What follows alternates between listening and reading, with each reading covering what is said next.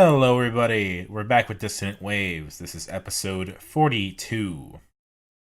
In episode 42, we have Trix, Dominic, and Ritalin. I'm Dominic, by the way. I'm Trix. Yeah, and I'm Callum this week. Everyone's switching around, but I'm always the same. It's like the classic crew. We got the wild card, we got the brains, and we got the looks. I don't. You two can fight over who the other two are. I'm the wild card.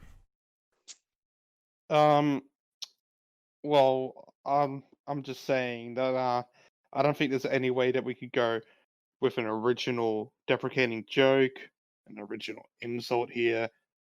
So I think just arguing about who's who here is just gonna make everything worse. Well, if we go in, it's always sunny terms. I'm Charlie. Who's Mac and who's Dennis? Because if I say I'm the brain, then Trix is just gonna say no, you're the looks. Because she's gonna go with like, oh no, think better of your fucking appearance, and then we keep having that going on, and then like an hour later we're forgotten to talk about the albums. That's fair. Yeah. So I'll just be the wild card then, as always. I think I'll just be relevant, to be honest. We got three albums. Three-pack of wild cards. We got three albums this week. 3 wild cards, 3 albums. We got Beach Goons' Hoodratscumbags, Bloom by RÜFÜS DU SOL, not Troye Sivan, RÜFÜS DU SOL, and Kendrick Lamar's Untitled, Unmastered. I want us to do Kendrick Lamar first because I think me and Trix are going to just make everyone mad straight up here, and may as well just start off the episode doing that. All right, let me set it up real quick. Before we get into that, just give me my chance here. I picked this album, A, because we did To Pimp a Butterfly, and this is sort of a companion album. It's like a compilation of like demos, B-sides, whatever you want to call them, stuff that was cut from To Pimp a Butterfly, whether it was just wasn't finished, whether it just couldn't get clearance in time, whatever it was. And I picked this album, A, because I think To Pimp a Butterfly really helped me understand hip-hop and rap and got me really into the genre. B, because Untitled Unmastered is very emblematic of my last year of college, where my roommates would not stop playing Levitate all year. And so I got really into it. So I've always liked this album. And I'm glad it got cut. Okay. There is some absolute trash on here. I think the last song off this was actually really fun. I like that one. It had a great beat. I'm not going to go on about the lyrics of any of these songs because I wasn't really focusing too much on that. I guess not really much of any of the albums this week, was I? So I'm not going to make any judgments there. I will make some judgments on the skits, however, where the lyrics are a bit more noticeable. Right. Like the fucking pimp hooray thing was just kind of cringe. I remember complaining at I remember you was conflicted going on a bit too much, but actually I do prefer that to Pimp Hooray. Oh, I do as well. I think it's a fun little thing that there's another kind of like album bookend thing, but I think I remember he was conflicted was so much better. Yeah, and the fucking opening track with that whole 2 minutes or something of just I don't know, it just made me very uncomfortable. And I was like, well, if this is what I'm going for 35 minutes here, I'm gonna have a fucking bad time. Thankfully, it got better than that. But holy shit, was that opening like skit, whatever it fucking was, just annoying and uncomfortable. I'm trying to remember. Like, I know what it is. Obviously, I'm trying to remember what it could have been, like what they were trying to go for. I'm guessing almost like an Isaac Hayes kind of thing.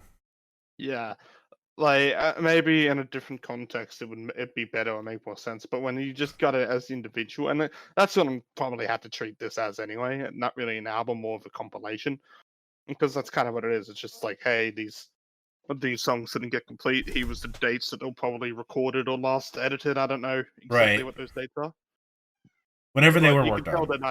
they're not even on the they're not even in the same order of creation here. Like there's first one's 2014, third one's 2013, and then like 7 is 2016, and then 8's 2014. Those are the years. So I'm not going to go into the full dates. Well, seven has a very specific reason it's 2016. I'm pretty sure. So we'll get into that in a minute. 2014 to 2016 actually, but yeah, and yeah, I mean what Kendrick made good about To Pimp a Butterfly is still on here, which is at least making this more bearable. In fact, this isn't bad, but it's just not good. Okay, how many tracks did you think you liked?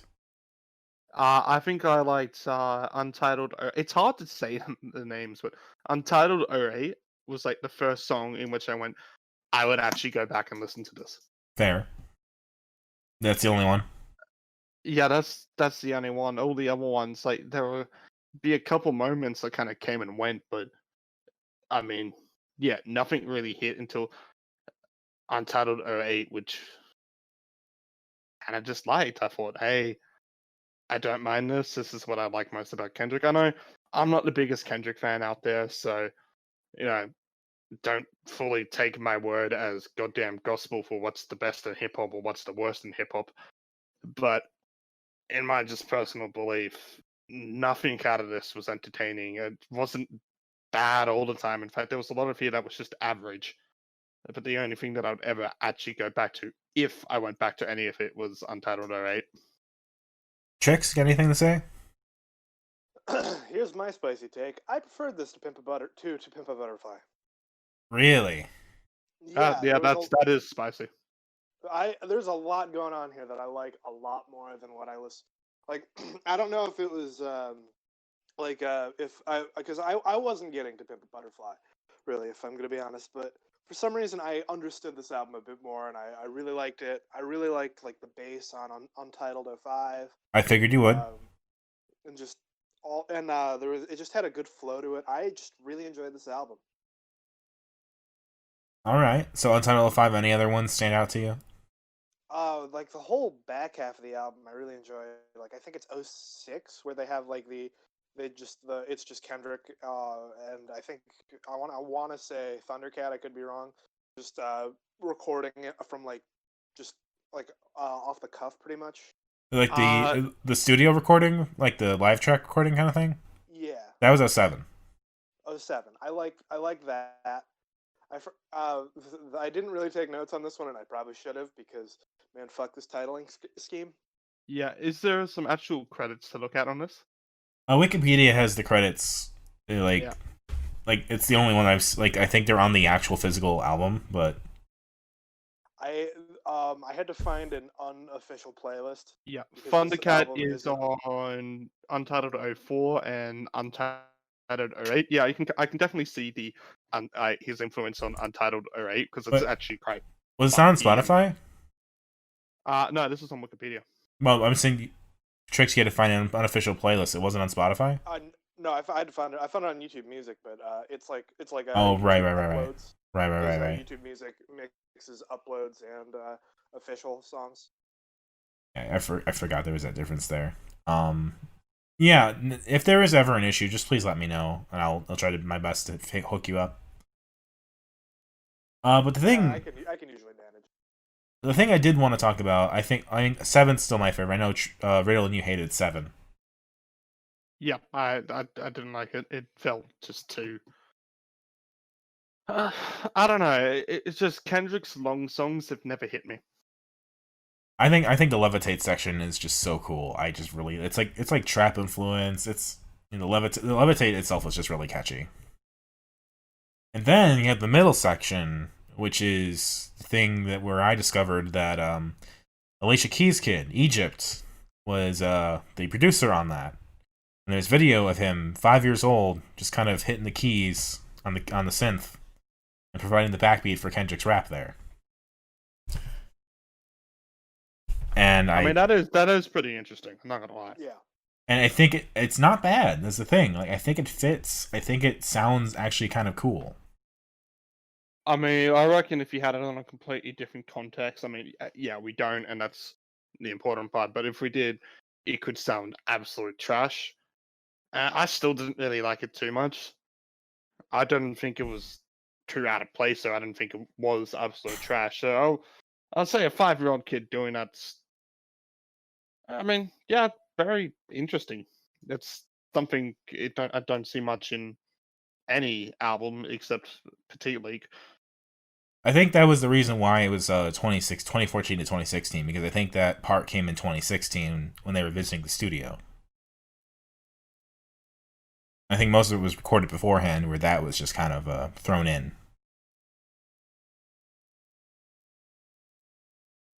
I mean, I don't have too much else to say about this one. It's a good companion piece, I reckon.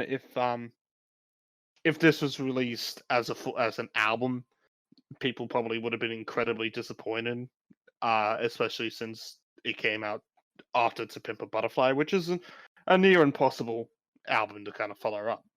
I mean, Damn didn't really do it. I think it's good he kind of put this out just to kind of get ahead of that. I really like it still. I think number 2, Get Got on the Phone, I'm just going to call it, because I think that was probably the best part of it for me. Like, he was exploring a lot of kind of like darker kind of tones. Like, I think it was kind of the feeling I got overall was like it was kind of a darker, kind of a different feeling piece. And if this was just the stuff that was cut, it somehow kind of flowed well enough together for me. Like, obviously, not all perfect. Some stuff was really just kind of like a couple minutes of something that he cut. But some of them were like complete songs, and I dug that. I do like the idea of like musicians releasing just kind of like unrefined looks at what they're trying to do. And I do respect him for like eschewing like the whole let's make it another story kind of thing, and like, no, this is just the other chapters, the other stories. Well, we all know that me, out of all people, can't complain about someone putting out a B-sides compilation. B-sides was longer than both of your combined. Talking about what? His EPs. The what EPs? My B-sides. Oh, right. Yeah. How could I forget? The other thing I wanted to point out is that Untitled 7 was the one that was released as a single. Yeah, that's right. He had singles with us. I noticed that was one of like the few official songs that was available. And that's the only one that has like an official other title, which is Levitate, which is fitting. But a couple of the others just have a couple former titles, fan titles. But it's literally only the Levitate section that was released as a single, wasn't it? There is a version of that, and there's like a regular version as well. It's like, apparently it's one of the longest songs ever to like chart in the Billboard Top 100. Wow. I mean, I'm trying to think what other long songs have been. I'm actually going to search that up. I tried to look up an article, but it was like a paywall thing, so I didn't get far. I understand the paywall, but fuck the paywall. Especially if you're gonna advertise on like Facebook, don't advertise and throw me a paywall like New York Times. Come on. Let's see, longest song length, not how long it's been there. So the longest is apparently Fear Inoculum. Huh. Is that Tool? Tool. Because a Tool song going less than like 7 minutes is a rarity. And the previous one on that, this seems just to be like hitting the top 100, not topping it or anything like that. Right. And the one before that was Black Star. Oh damn. Okay. But yeah, Kendrick Lamar is up there, as we can kind of see in this paywall. There's a very so in Hottest 100 history, which is the best way for Australian charts, I guess, or at least here. The longest song that's ever made a calendar is tied between Kanye West's Runaway and Green Day's Jesus of Suburbia. Oh damn. Okay. And the longest one, I believe, that's ever made any other countdown, I believe, is actually In a Bloom. Makes sense. Fitting for this week. I will need to confirm that though. I think it is, but I could be dead wrong.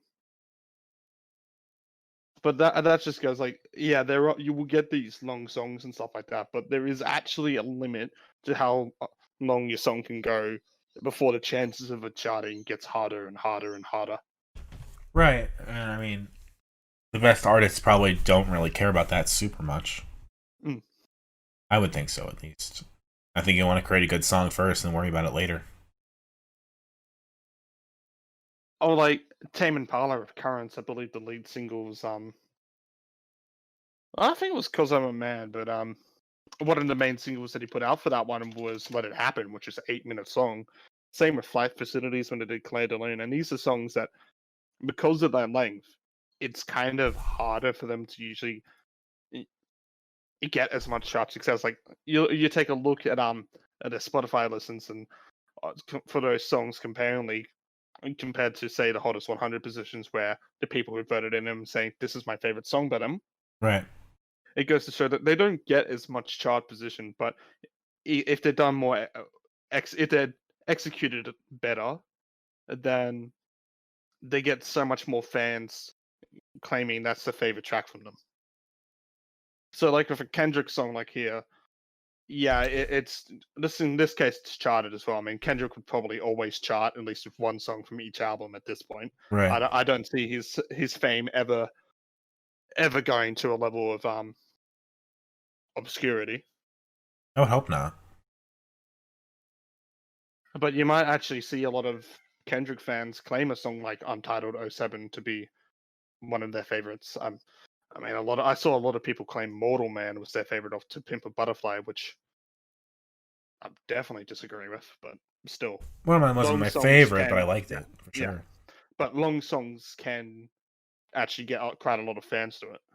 I mean, in like a Montreal circle, was it?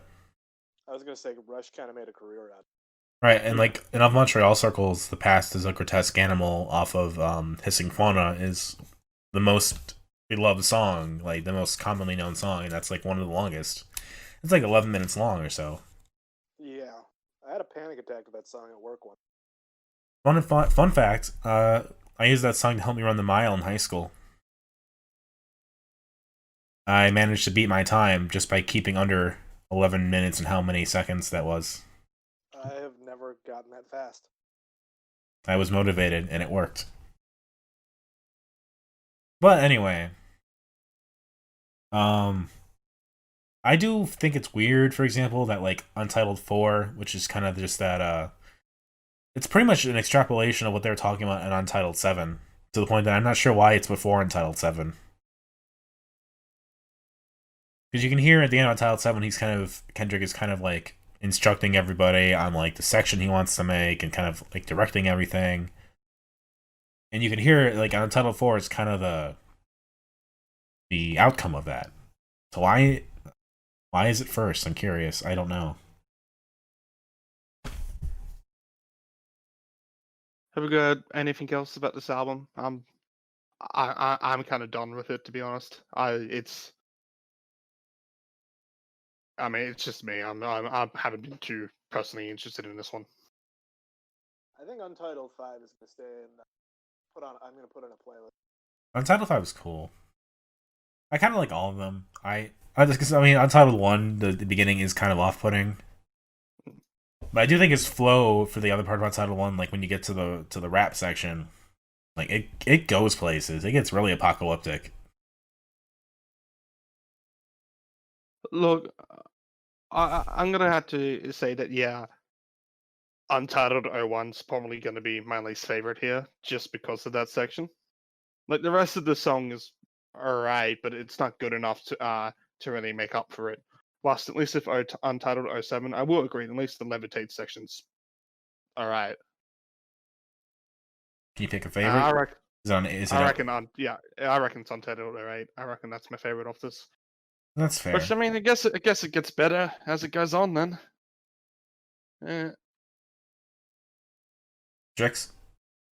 Untitled 05 is probably my favorite. I didn't really spend enough time with this to really have a least favorite. But if I had to guess, probably if I had to say, probably Untitled. 08, really? 01. Oh, 01.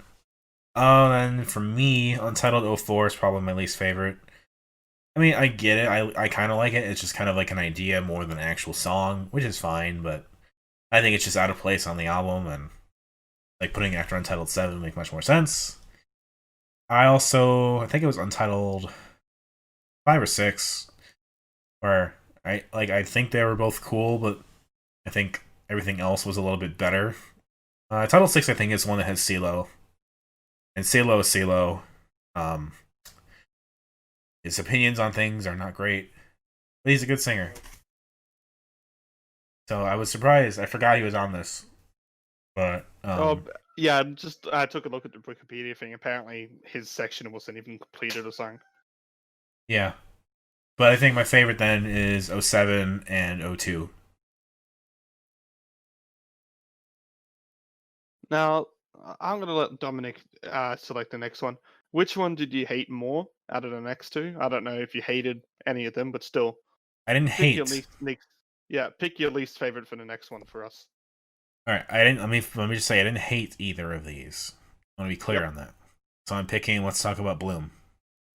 I hate you. I liked Bloom. Bloom and like Odyssey number 5 are kind of like in the same category for me. Like they're both very solid, and I didn't love them, but I like them.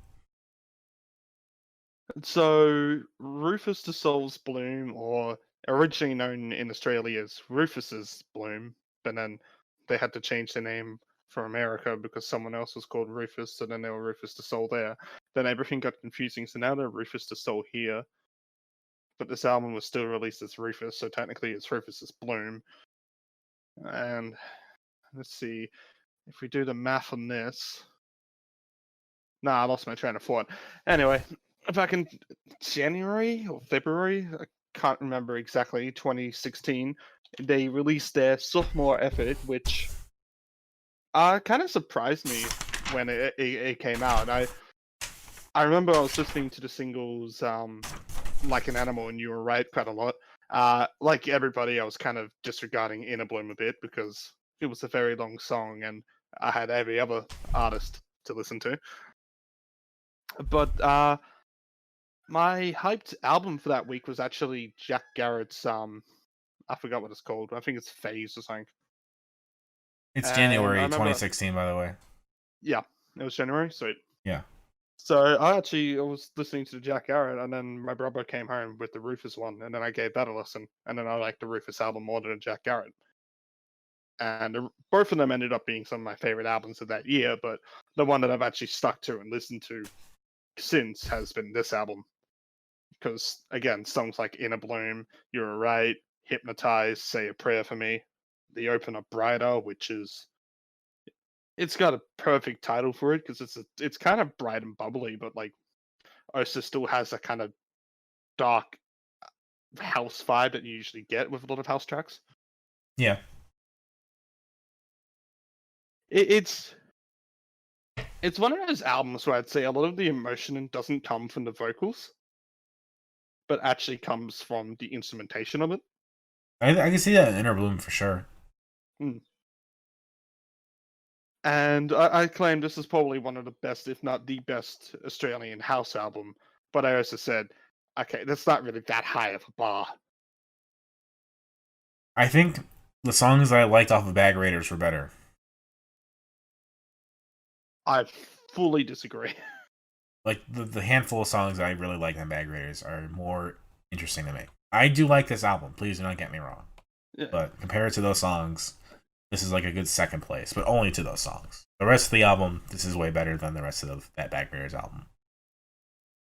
I fully disagree. I mean, yeah, there would be some songs off that Bag Raiders which I'd put above certain ones, but I mean, Inner Bloom, in my personal opinion, trumps any all of them. I mean, Inner Bloom is surely the best song. Yeah. Oh, yeah, by far.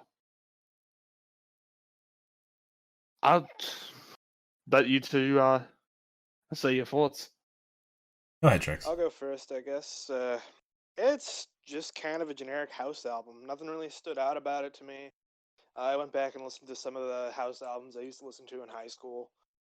And compared to the stuff I was listening to, probably wasn't even really the house, but it didn't really. Nothing grabbed me the same way like some of the hooks on the other stuff I would listen to did.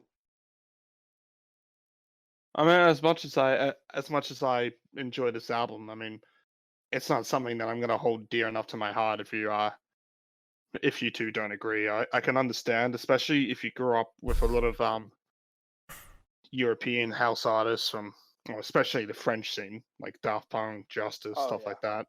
I mean, Then, I like, would. yeah, you're probably gonna get disappointed by this, and I'm I mean, full happy to admit that. in all fairness, I would consider Justice and Daft Punk almost a different genre compared to this. Like, Justice in particular is very frenetic and very just hyper, and this is very relaxed and chill. Yeah. Well, technically, the genre they described this as this alternative dance, but I mean, Yeah, I mean, you got French House, which is Justice, and alternative yeah, dance. this is still pretty housey though. Yeah. I mean, Justice's Cross is like one of the best of that genre. Like, there's. Oh boy. Well, the best is something we'll cover on the anniversary. I think we said, but it's always going to be Daft Punk's Discovery. I don't think there's any album I know that's better than that. Good album. But I mean, I like that the vocals don't have to go too front and center on this album, but they're still out there. They're still catchy enough. I think the only true one where I feel like has any kind of like, I know he does have. I'll call it a little bit of deadpan vocal delivery because it which kind of is fine. It fits. It's fine. I think the only one where it's not really like that is Like an Animal, which is actually the first song I heard off this, which ended up getting stuck in my head quite a lot. And I think this album is really good at getting stuck in your head if you let it. I can see that. You're Right's been stuck in my head. I like Brighter. I think You're Right got played on quite a lot of fashion commercials as well. Okay. It was originally the big song off this album until everybody realized that Inner Bloom was better. See, the problem for me is that I can remember the first handful of songs. The rest of them, I don't really remember as much. Until the Sun Needs to Rise, I can kind of remember. Inner Bloom, though, was, of course, very memorable. I mean, yeah, I can kind of understand. I'm going to assume that you two only gave it like 2 or 3 listens or something like that, which is a fair amount of listens. Give it about 4 or 5. Oh, 4 or 5, but still. I think it actually did take me quite a while for songs like Lose My Head and Hypnotize to actually get a bit more stuck in my head, or Daylight. That's fair. I think Tell Me, Be With You, and like I'll put it in like 3 different sections. We'll have the first section we'll call Brighter to Be With You. Second section we'll call Daylight to Lose My Head, and then third section's Inner Bloom. It's long enough to be its own section. And I think that first section there, every song there is pretty memorable. Yeah. I think the second section, I do agree that it actually can get quite forgettable at a couple times. I mean, Hypnotize has that duet, so I do enjoy that. I can remember that, but I don't really remember the actual context in the song. Yeah, but as more and more and more listens, I mean, this is not just like for me, like me remembering this in a week. I've been listening to this album on and off for 4 years, so obviously I'm going to remember things more. And that's just kind of the limitations of what we do, and it's good or bad. Like there were some albums where you remember the whole fucking thing on like a couple listens, and then there were some albums where you're like, yeah, I can't really remember this part, blah blah blah. And some albums you really click with, and sometimes it takes you a while. And I like that there are these kind of little change ups that they have for each song, but it still kind of sticks with the same kind of like theme that they're going for in the instrumentation. Like every song here, you could say, oh yeah, it fits on the album. Oh, absolutely. Yeah. And I like Be With You. Like I'd say that's the end of the first section here. That's one of the few ones where it kind of like it feels more than one people truly singing, kind of shouting for like a chorus. It's really kind of catchy, dancey, upbeat, and you do have a lot of other moments here which are kind of melodramatic or like sadder or something, whatever. But then you actually go back and listen to Roy, and the same vocal delivery is actually kind of throughout the whole album here. That's why the instrumentation's kind of small differences and stuff actually makes so much difference the more that you actually pay attention or just continue to listen. I don't know if I see you two actually going back to this one, mostly because I don't think either of you went back to Flight Facilities, which is fair. I think I dug Flight Facilities a little bit more than this. Yeah. I still think about the Kylie Minogue thing. Oh yeah, the reprise where Tricks got triggered because the reprise is supposed to be after the song, and then I had to tell you Tricks that Crayview came out 4 years before the album. Yeah, but I'm still mad about that because in the context of the album, the reprise should be second. I mean, she's not wrong. No, she's not. It's kind of the same thing with Untitled Unmastered. Why would you put the section that they're talking about in a later song before that song? Would it be so much more powerful after that section when you can compare Kendrick directing it to what Kendrick actually made it become? Plus, there was a comment that I said a bit earlier about this album. Well, about one of the songs, but you go throughout the whole album as well. And one of the things that I do love about this, and which I prefer a bit over how Flight Facilities album kind of does it, is the timing of the instruments and the vocals and stuff like that. Despite the lyrics being quite simplistic, I don't think there's any lyric on here which is ambiguous. But because of how they're timed and how they're sang and stuff like that, they actually have kind of a lot more impact than when they could and say, like, say if you made like You Were Right or something like, just like a bit more poppier instead of I don't know what the proper term to use is, but say if you made that song's instrumentation a lot more happier or something like that, a lot of it would kind of just get lost in translation. I can see that. And that's what I love. All the timings of the vocal deliveries and everything and the instrumentation work so well that these lyrics, which are quite simple, just get more impact. If that makes sense. Yeah, I do gotta hand it to Australia for making this go to the top of the ARIA charts. At least for the weekly. Yeah, I mean, like, RÜFÜS is pretty successful here, so you would never hear about a house album in America becoming like the top thing, I don't think. Oh, that was one of the things that surprised me about Daft Punk in America, is that they didn't actually get #1 on the Billboards till their collaboration with The Weeknd. Yeah. I mean, I was like, surely, because I'm pretty sure they got #1 on our charts. I mean, Get Lucky was for sure like Song of the Summer, and Random Access Memories was very much beloved by a lot of people, but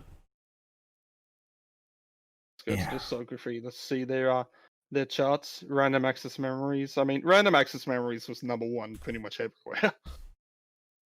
Deservedly so. Yeah. Let's see. Blah. And we go looking at singles. Blah blah blah. Where's I mean, it was weekly in the Billboard, #1 on the weekly Billboard. Australia, #1. US and the US, on the charts. Get Lucky was #2. The album itself was #1. The album itself was #1, but I'm talking about songs. Right. And it was #2, and I believe #1 was Pharrell Williams' Happy, wasn't it? Probably fuckingly, yeah. So Pharrell Williams lost to Pharrell Williams. Yeah. Pharrell Williams is everywhere. You just played yourself. He was on To Pimp a Butterfly, and now he's here. He's just hanging out. Chilling. But interesting about Starboy as well. Yeah. It's like, so Get Lucky was pretty much #1 on each chart, but Starboy was really only #1 on all the charts that Get Lucky got a #2, except for France, obviously, where they all got #1. Yeah.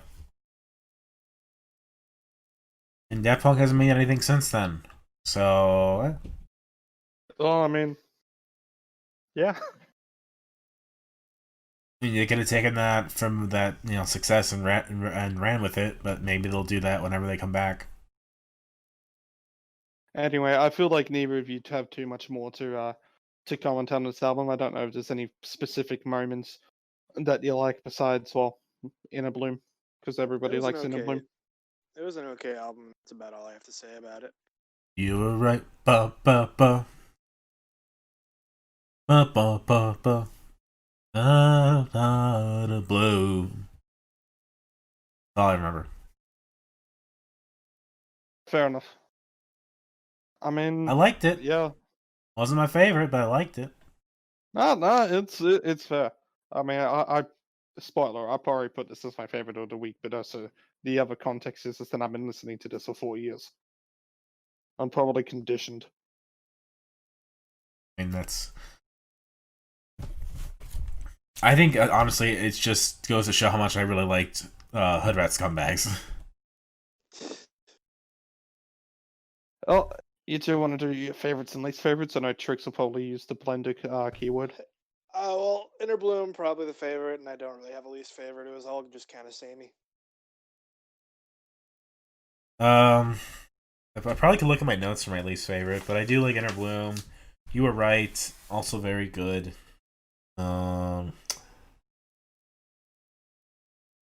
You go ahead. I'll let you know if I have a least favorite. Then I can find my notes. Yeah. My favorite's obviously Inner Bloom as well. That's probably the best song of this whole week. Yeah. Least favorite for me it is. Least favorite's probably Daylight. According to my notes, my least favorite is Hypnotized. I like Hypnotize. That was one where I seemed to have That's fallen it. asleep. Maybe it did its job. Yes. Can't do it. Can't give it a least favorite if it's done its job, Dominic. I mean, it can do its job. Doesn't mean I like it. Doesn't mean I want it to. Anyway. I mean, yeah, it's fully understandable. I mean, in the words of Tricks, vanity pick. Sometimes they're good. Sometimes they're not. Yeah, I don't really hold this one. I like it more than Blue. That's for sure. Mostly also because I was surprised of how much I liked Tricks' pick this week. Yeah. Yeah, and this was also another vanity pick that I didn't expect you guys to enjoy after. Look, Blue. I have the Bloom problem that you two had with this one, where I can't really remember too much moments, but I also remember that I was enjoying it as I listened to it. So I couldn't really give you too much of a favorite or at least favorite. I'm kind of there as well. I do I remember a bit more though. I can definitely tell you I enjoy it a lot more than Kendrick. I can definitely tell you I enjoyed it a lot more than Bloom. So yeah. I think we're probably actually going to have our verse, like a very varied pick for the first time in a while for our 3-2-1. Yeah. Our twos are pretty solid. And then Tricks will have the one. Tricks, you wanna open this album? Yes, tell us about Beach Goons. Yeah, this kind of came up on the HRSB. The song came up on a playlist I had of just like surf punk, one of those like YouTube radios or whatever, and I just really enjoyed it. And I listened to the album, and I keep listening to the album. It's a good album.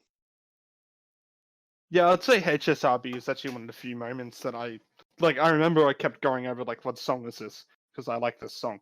Yeah, that was really good. I always fuck it up and call it HSRB, as in like the ESRB.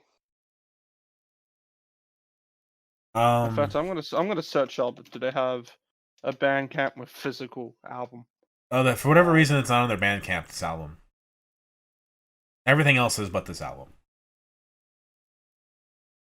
That is interesting. Which is a They have a shame. Tumblr. They have a Facebook. They have a Twitter. None of which has really been updated a lot recently. Curious what's going on in Hoodratscumbags land, or I should say Beach Goons land. Yeah. There's their website. Is it still active? The website's still active. Yeah. Store. What can you buy from the store? Music. Come on, that's all I want. So you can buy the vinyl, and that's it. And it's sold out. Damn. Yeah, I was sad about that. It was only like $12 too. Yeah, that's a pretty cheap vinyl. But Yeah, the I bought. Twitter doesn't. I think have they broken up? No, The Twitter doesn't exist anymore. Yeah. I Tumblr doesn't seem to exist anymore. I just followed them the other day.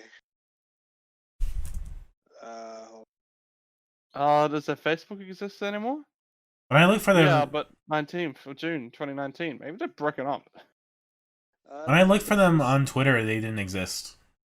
Should I send them a message and just go, "Hey, have you guys broken up?" They still have an Instagram. I followed that. They're at Beach Goons. Ah, well, they was going with an underscore, which is literally the one that they have on their website. They must have changed it. Maybe they're still active. Yeah, no, never mind. Well, they're very rarely active though. Oh, the most recent like was a day ago. Huh. Might also be someone's personal account. TBH. They'd probably change it though. I think it's Pablo. I think he's running it still. I would imagine Pablo seems like the front. Yeah, he is the front man. The others are just kind of along for the ride. I think a Beach Money situation. Yeah. But aside from whether or not they actually exist anymore, I did quite like this album. I was trying to figure out why, considering your surf punk picks are kind of hit or miss with me sometimes. And I think I narrowed it down to one. I think the Spanish influence is always nice. It's nice to change it up a bit. Two, I think their songs are just really dynamic and they like to change it up and kind of just switch things on the fly, and I am always down for that. Yeah. Like the last song is a really good example. What is it? El Sol, where they just play a song and then they stop. They just straight up stop and they go to something else. I love that shit. And you got in HRSB the slow part. Actually, I think I know why I like this album. Just not even just because of the fast pace and stuff like that, but it's like all the good parts from Wunderbar, all the good parts from Hot Flash. Hot Flash, all the good parts from Petite League. I reckon are on this. Yeah, like some of the songs are pretty similar to all that. Like they're not standoutish, but I know you two kind of disagree a bit with Petite League, but I thought Petite League was at their best when they were a bit more faster and punkier. I thought they were nailing that more than a lot other thing, and Beach Goons definitely does that. Same with Hot Flash, they were better when they were faster and punkier. They don't have to go loud and abrasive, but here Beach Goons do it, and it makes this very kind of like, despite it being so fast paced, it's actually quite chill. At the same time, I think one of their best tracks is like the chillest one, which is Chillon, which is just distorted guitar for 2 minutes and 15 seconds, and it's great. I love it. I'm guessing that's how you pronounce it. I don't know. Chillon. Well, I'm trying to pronounce it like I'm French because I'll plug it into Google Translate real quick. But I just really I think of the two instrumental tracks, I think Chillon was the better one. Yeah, Artificial Flowers is kind of weak. It's all right, but yeah, it's probably my least favorite. I definitely dig that they tried to get more experimental or brave or all those other ambitious. Ambitious is the word with that.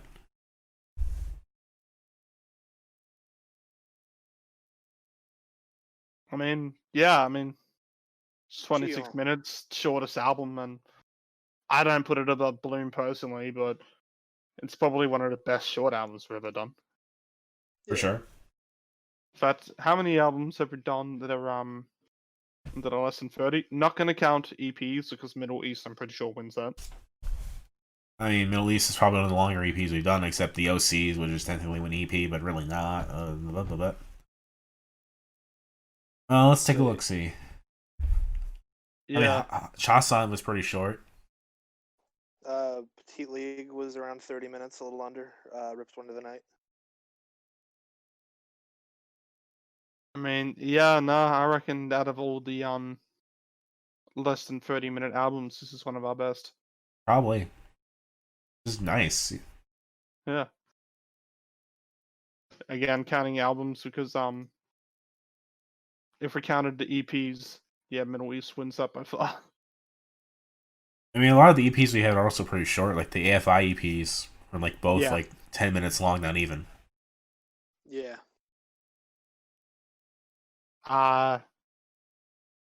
Yeah, would I put this above Tycho's Weather? Because I would. that's. I think I would have to actually listen to them both again to make a comment on it. Why is Weather that short? Weather's 29 minutes. Oh shit. Well, we did both those albums at the same time, so I guess I don't really remember that. Yeah. This is better than Tycho for me, for sure. It's definitely better than the instrumental. I do like Weather quite a lot though, so. I would be I interested. guess yeah. I guess we'll find out in the next rankings that we do, which however long that will be. I would really like to go more into Beach Goons for sure. I do think there's more. They only have one other album or EP, and it's not as good. Is it Boy Sad? Yeah, Boy Sad isn't that good if you ask me. It seemed like there was some other stuff on their Bandcamp. I think those are just like singles and stuff. But their Audio Tree live performance was pretty good. Yeah, that's pretty solidly length. Looks like. Yeah, it's 7 songs. They threw on 3 the 3 strongest songs from Boy Sad and made them stronger. Yeah, it looks like there's only Boy Sad in this Audio Tree thing, which is unfortunate, but. Yeah. Let me look. Bandcamp, I think, had more.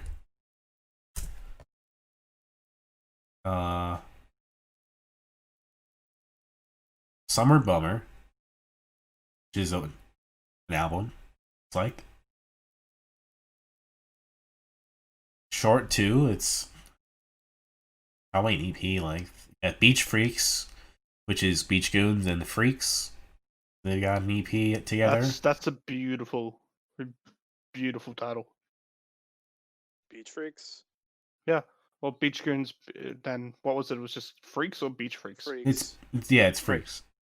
Right. And then you got a couple singles on there. It looks like there's a little bit more on their Bandcamp at least. I gotta appreciate that. It looks like Summer Bummer has some early versions of. It's got a version of Honey Bunnies and Vato Twisties. Oh, interesting. I find like we're talking about how like this album isn't on their Bandcamp, but we forgot to notice one thing. This album is their Bandcamp profile pic. Yeah. Go figure. That's really weird. Maybe they were gonna promote it, or they're promoting it, and then they just didn't do it. Hey, we should put this out on our Bandcamp. Or we could not. Like, oh yeah, Jerry, you pressed the Bandcamp button, right? No, I thought you did. Oh well, we can do it later, right? No. Maybe they're gonna do it, then maybe they broke up. I mean, actually, those because they have an audio tree, but still. Those interviews that I posted, they seem pretty solid. I mean, it looks like it's a situation where Pablo would keep continuing on with it no matter what. Well, it's like a Van Soho situation with how they treat the band. I think I remember reading somewhere that the bass player is actually like a comedian. What I read was that it was kind of like a Beach Money thing where Pablo just got a couple friends together to do this album, or a couple albums ago, or every interview kind of portrayed it as like this is Pablo's thing, and the other two guys are just kind of here. Yeah.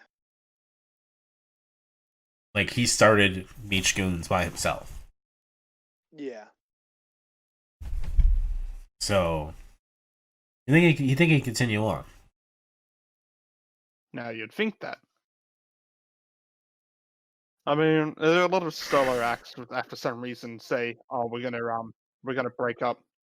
Remember when LCD Sound System broke up to sell concert tickets? No. They did This Is Happening, then they broke up, said this is our final ever show, and then around 3 years earlier they reformed and put out a very mediocre album. I haven't really listened to much And LCD Sounds. Neither have and I. LCD Sound System is really just one guy. So why even bother breaking up? I do have to hand it to Beach Goons because I did learn that Pablo was 19 when Hoodratscumbags came out, and he'd been working on the album for over 2 years, which means he was a teenager, like embarking on this album, which is really cool. And Yeah, looking at he's my age, I think. And looking at Summer Bummer, some of these songs are from back then in 2015. So like, he really took his time and tried to work on making it the best it could possibly be. Yeah. Which, considering how much I was into the garage rock scene in my high school and everything, I really dig. I think like this is what the Weekend Run Club could aspire to, going around, eventually when everything opens up and touring and stuff again. Yeah. Still trying to create the Weekend Run Club scene here. I mean, if We have a total of 10 listeners in Australia. if that band you made us listen to can go to Australia, so can Weekend Run Club. Was it Portions? Seismic, yeah. Yes, if Seismic can go to Australia, so can Weekend Run Club. Tell Mitchell. Come on. Who's gonna go travel international right now? Unless they have to. Him. Come on. On your bike. They did have their first live stream concert thing today. I didn't see it, but that's cool. They're trying to get back out there. Yeah, I didn't even know it was happening. Then again, they probably posted on their Twitter, and I don't have Twitter. Yeah, it was like a local thing to me, basically. I don't know how out there they got it. It's probably on their Facebook. Either way, I appreciate that Beach Goons is like a teenage project that resulted in something legitimately good. Yeah. And they really like Cheetos. Because when they were in Chicago for Riot Fest, they were asked like, "Oh, like what do these songs mean to you? Like, what do you think about, And Pablo was just kind of like, when I'm thinking about what's the song called? I had it. When I think about Chunti, I'm thinking about Cheetos, basically. It's kind of the impression in the interview. Like the interviewer seemed to be trying to get them to really talk about stuff, and they were just kind of, goons. Shit posting. Basically. Like what is the finally where the article came from. You two can talk. Let's get proper credit. I don't really have much more to say about this album. I know this is going to be a short kind of episode, but well, remember when episodes used to be less than an hour long? Yeah. Let's go back to that, huh? Yeah, well, that was before we really knew what we were doing and didn't really talk too much about the albums. I remember when we had like 40-minute episodes, and then the Neutral Milk Hotel one came, and it was 2 hours out of nowhere. Yeah. That, and I think the Sticky Fingers one was also pretty long. Yeah. Which I still like the Sticky Fingers album, and will forever. It's a good album. Is that the one that we could not post, or is that a different one? What? No. We posted the Sticky Fingers one. Yes, we did. The one I lost was Big Scary. Taco Cat. Yeah, Big Scary Crystal Castle Taco Cat. Right. So it's WIIT Radio 88.9 FM, which is the radio station for IIT, the Illinois Institute of Technology, which is cool. By Narcus Garcia. So look for that if you want to see some Beach Goons being Beach Goons, even though they don't surf, apparently. Yeah, that's about it, I guess. Yeah, that's it for me. It's a good album. Go listen. Favorites, least favorites? favorite is HRSB Defo, because that's the one that I kept going back onto and thinking, I like this. What's this title? HSRB. Yeah, so I should remember that. And then I didn't, HRSB. but every time I kept listening to it, I liked it. I don't have a least favorite. Probably Honey Bunnies or Mido or HRSB for me for my favorite. Least favorite, I'm going to go with Artificial Flowers. For me then, HRSB, Chalone. In the end, I really like too.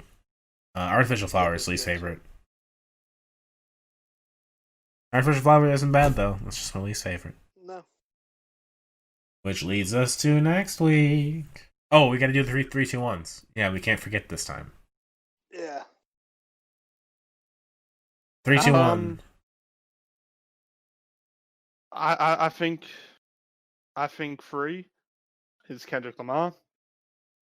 And I mean, this was a week for me that I was personally always going to pick something as number one, but I give it up to you, Trix, for picking an album that actually did go like, well, this is really good. This is really good, and there is definitely a parallel universe in which I put this as number one. But I'm putting Beach Goons as number 2, and number 1 is Bloom. I feel the same way, just swap the 2 albums, where 3 is Bloom, 2 is Beach Goons, and number 1 is Kendrick. But it's the exact same reasoning. And if in an alternate reality, Beach Goons would be number 1. And in this reality, Beach Goons is my number 1. Kendrick Lamar is my number 2, and Bloom is my number 3. oh. If Thundercat wasn't on Kendrick, he would have put Bloom as number 2. But thankfully he was. No response. This confirms my suspicions. Well, honestly, if Thundercat wasn't on it and I still enjoyed the songs, I probably would have still had the same layout. Anyway, let's pick next week. Okay. Who wants to go first? I'll go You know what? first. Hold on. Before you two, because I haven't chosen yet. You two, just quickly say a genre for me to pick. Surf punk. Surf What funk. said? Surf punk. Surf funk. Yeah, let's go surf punk. Surf punk. Okay, give me a while.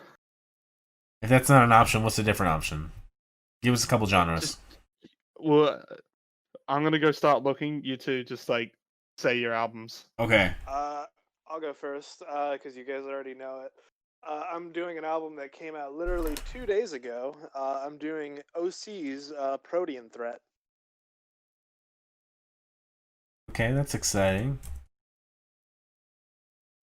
And I am doing an EP comparison again. This is not super related to 2020, though it still is.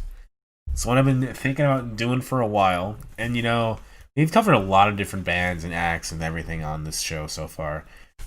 We've never really gone into the field of, like, celebrity bands, where it's a known celebrity at the helm, and it's just kind of their project. And, oh, look, they're a celebrity, and they're doing music. Isn't that cool? Yeah, like Johnny Depp's band. Or Dogstar with Keanu Reeves was more of what I'm thinking about. Yeah, Dogstar. I forget about Dogstar. He's a bass player too. But this time, we're going to look at 2 of these bands that are very closely related, because they only have an EP and a handful of singles each. And we're going to be looking at the 2 bands that were fronted and have been fronted by Finn Wolfhard. Calpurnia. Yes, I know this one. Calpurnia, which is the old band that broke up, and the Aubreys, which is the new band, which is just him and the guitarist from Calpurnia, just having a duo now. So we're going to be doing Scout and Brother?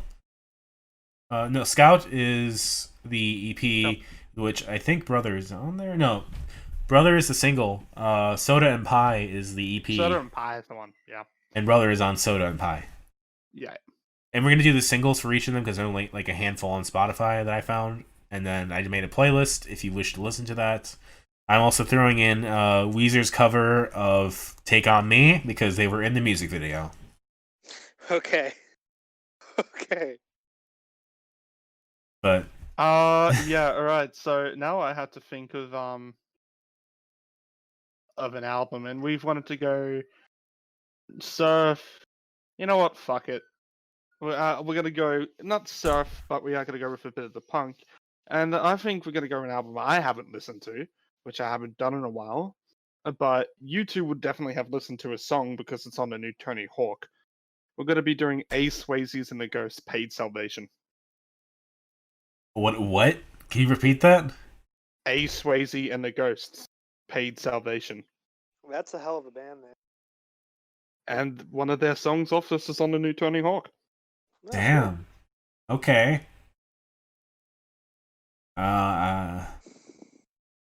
Going into the Tasmanian punk scene once again. Shit. All right. All right. I'm down with that. I'm just typing Till that then. in. I have been Ritalin. You can catch me at my website, ritalinforkids.github.io. I am currently working on remaking the last project to be even better. These two are getting informed as I am doing a lot more of the animations and stuff. I'm doing pretty much the whole game until someone decides to help me. Please help me. So it's gonna be shit. Dog, you little thing. Hopefully, I'll also post some videos up on my YouTube, which should be in the description below. Alrighty then. I've been Trix. You can catch me on Twitter at procrastronaut_. That's like procrastinating astronaut with an underscore at the end of it, and it's just pure shit posts. I also have a YouTube channel where I do bass stuff, and I keep saying I'm going to be doing bass stuff, and I really am going to be doing bass stuff, but I'm not really doing bass stuff, and you know what I mean. You can catch us all at dissonantwaves.space and at Dissonant Waves on Twitter. All right, number one, I just wanted to point out that Soda and Pie EP was the thing that came out in 2020. That's what ties it to this whole episode. Number two, I'm Dominic. This week I finished Infinite Jest, and I need desperately to have a timestamp of me saying that just so I can have that in the future. Because fuck you, I finished it. Anyway, you can catch me at tiltingwindmillstudios.com where I write stuff sometimes. I'm also on Twitter at DACICHOCKI. I have a YouTube, it's not really worth checking out though. And Infinite Jest is written by David Foster Wallace. So, there you go. That's going to be it, though, if anyone has anything else to say. No? No. All right. Have a good night, everybody.